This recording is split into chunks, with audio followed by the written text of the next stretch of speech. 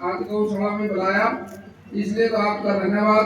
बहुत सारी दिक्कतें आपने मैं ये सारी की सारी आपकी पूरी कर दूंगा, जितनी भी आपने मेरे को लिख दी। और गौशाला के लिए ये जो एक 10 लाख का सेट, ये मैं आपका मंजूर करता हूँ, ये भी आपका पूरा कर दूंगा। और भाई हमने भी बहुत दूर जाना, बहुत प्रोग्राम है आज, माफ करना क्योंकि लंबा सफर है। लाडवा पहुंचना, अभी 2 प्रोग्राम हो रहे हैं, तो 6 बजे वहां पहुंचना। इसलिए मैं आपसे, जो भी साथी गौशाला में हमारे मदद कर रहे हैं, छोटा से छोटा भी मदद करने वाला व्यक्ति भी बहुत बड़ा होता है। अपना चाहे अपने यहाँ चारे से मदद करते हो, पैसे से मदद करते हो, अपने दाने से मदद करते हो, ये काम बहुत अच्छा है। गौशाला हमने सबने मिलकर चलानी होती है, लेकिन मेरा एक अनुरोध है, गौ अभ्यारण्य जो 100 एकड़ 150 एकड़ का कोई उसकी फेंसिंग करेंगे और जिले के हिसाब से एक बहुत बड़ा बना के, ये जितने हमारे बेसहारा पशु हैं, इन सब को हम वहाँ पर इकट्ठा करके और आने वाले समय के अंदर ये हमारी अर्थव्यवस्था का सहारा बनेंगे। देश की तरक्की में हम सब इनको शामिल करेंगे और आने वाले समय के अंदर जो हमारी दूध की प्रॉब्लम है वो इनके माध्यम से भी पूरी करने की प्रयास करेंगे। हम अपने डॉक्टर साहिबान को, वेटनरी के जो हैं, उनको भी अब अच्छे टीके आएंगे और हमारे गौ माता के माध्यम से हम देश के अंदर दूध का उत्पादन भी बहुत आगे बढ़ाएंगे, जो कि अर्थव्यवस्था के अंदर शामिल होगा।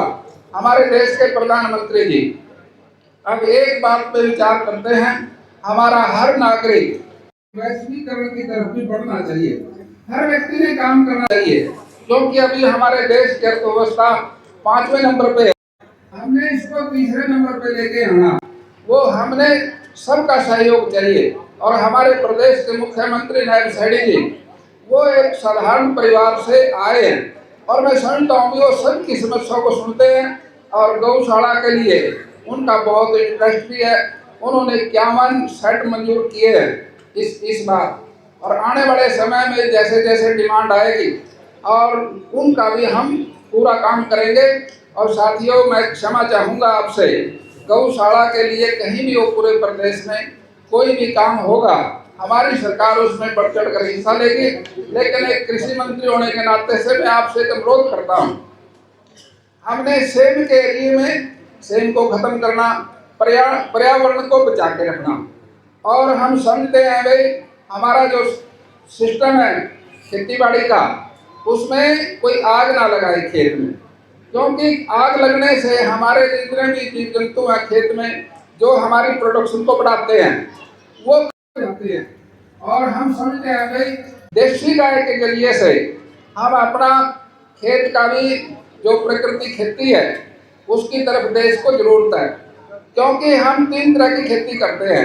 एक है खेती जिसमें खाद, डीएपी, यूरिया, पेस्टिसाइड होता है, वो उससे जो अनाज पैदा हो गया वो बीमारियों को निमंत्रण देता है। जैसे आज कैंसर की बीमारी बहुत आ गई और भी कई बीमारियां आई हैं, लेकिन उसके साथ हमने एक जैविक खेती शुरू की थी।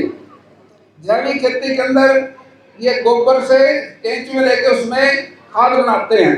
ये जो जैविक खेती का जो केंचुआ है ये हम बाहर से लेके आते हैं, लेकिन साथियों वो प्रोसेस कोई मॉडल नहीं बन सका अब तक। लेकिन जो प्रकृति खेती है इसके जो केंचुए हैं वो देसी हैं, वो जमीन के अंदर है, अभी वो मिट्टी भी खाते हैं, गोबर भी खाते हैं, उससे हमारी खेती का ज़्यादा आकार बढ़ सकता है।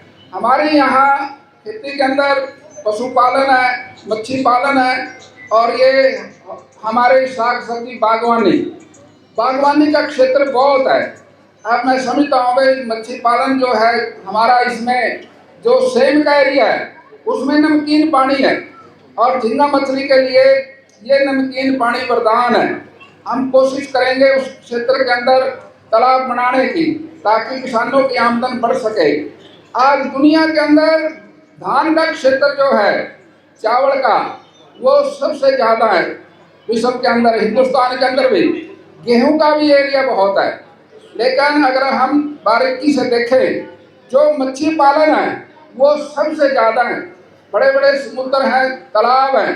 अंडमान निकोबार हिंदुस्तान का एक हमारा बहुत अच्छा एरिया है, वहाँ पर मच्छी का बहुत बढ़ावा है। हम इस जरिए से हिंदुस्तान की अर्थव्यवस्था को बहुत आगे ले जा सकते हैं, जिसके अंदर आने वाले समय में मोदी जी को सपन पूरा करने के लिए देश की अर्थव्यवस्था तीसरे नंबर पे जल्दी आए।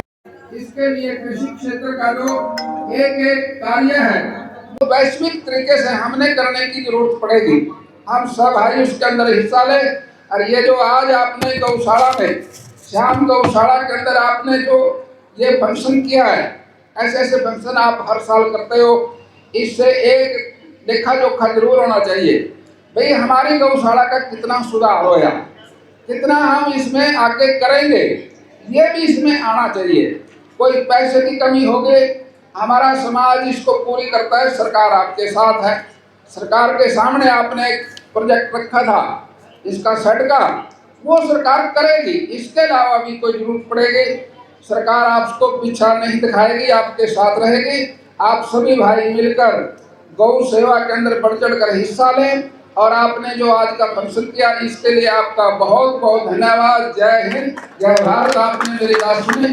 साथियों, मेरे मित्र कुछ साथी बोलना चाह रहे थे, राणा जी आपके दो शब्द आपके बारे में कहना चाह रहे। अरे दो चार शब्द नहीं, शब्द तो परमात्मा के बारे में कहने चाहिए, प्रभु के बारे में, जिसने जन्म दिया। आदमी की कोई औकात नहीं होती। ये तो मेरा आपका निवेदन है। आप अगर बंदगी करना चाहते हैं तो परमात्मा की करें, जो उसमें सबको आपको मिलेगा। आदमी के बस में कुछ नहीं है, सब प्रभु की कृपा से होता है।